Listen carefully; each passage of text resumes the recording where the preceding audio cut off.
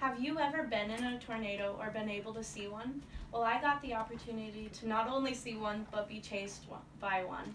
When I was little, I got the opportunity to go with my dad and be a storm spotter with him because he was part of the sheriff's office, which was connected to the storm spotter program so that we could notify the town that we lived in about tornadoes.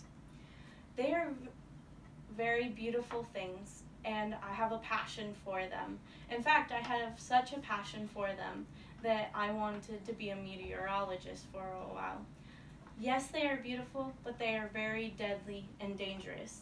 According to the article Tornado Stats, there are about 100 people each year that are killed by tornadoes.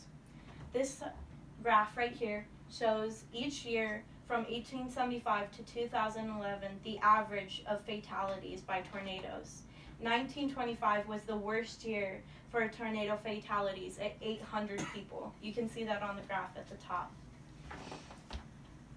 In my speech, first I will talk about current technology that is used to predict and forecast tornadoes so that people can have enough time to get to safety. Secondly, I will talk about why those technologies are so important. And thirdly, I will talk about new technologies that scientists are working on so that they can predict fast enough. This is a picture of Doppler radar. Right here you can see the hook, which is what creates the tornado funnel, and it will almost always be exactly right where that hook is. According to the article How Radar Works by National Weather Service, Doppler radar systems can provide information regarding the movement of targets as well as their position. Doppler radar sends out radar waves to hit the storm, and it will bounce back to their systems. And so then they're able to see exactly where the tornado is at, and they can put that on their websites and be able to notify people, and people often watch those websites so that they can get to shelter in time. An important benefit is dual pol. More clearly detects airborne tornado debris. So this is a part of Doppler radar. So not only does it detect where the tornado is at, but it detects debris that might be flying. Storm spotters is another technology that is used. It's not really a technology, but it is at the same time. It's people who go out and notify the meteorologists of where the storm is at and if a storm has touched down. They are able to put it on the same, pretty much the same technology computer system the Doppler radar is on, but it's just notifications for people.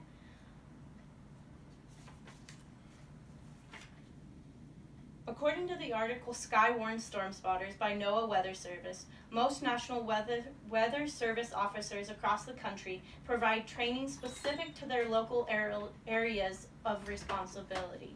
So people who are storm spotters go through classes very often, so that they can learn all the information that they need to know to notify when they see a wall that might form a funnel, that might form a tornado, so that people can be notified. Okay, why this technology is important is because there's many dangers of tornadoes.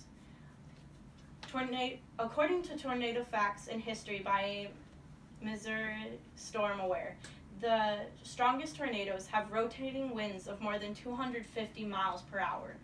That is extremely strong. 60 mile per hour winds blows trees down. So you can imagine how bad 250 miles per hour is. Also, according to Tornado Facts and History by Missouri Storm Aware, tornadoes can be more than 1 mile wide and stay on the ground for over 50 miles.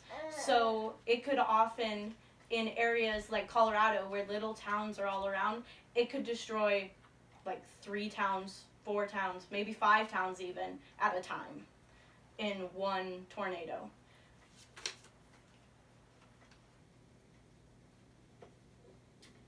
According to the article Oklahoma Tornado Shows Progress in Weather Warnings by Andrew Freedom, more residents, for example, example, in Oklahoma, had about 35 minutes of lead time before the twister ripped their town apart. The warning was issued 5 minutes before the tornado touched down near Newcastle. That gave Moore, which was east of Newcastle, by 35 minutes, and it gave them a 35 minutes advance warning, according to NOAA.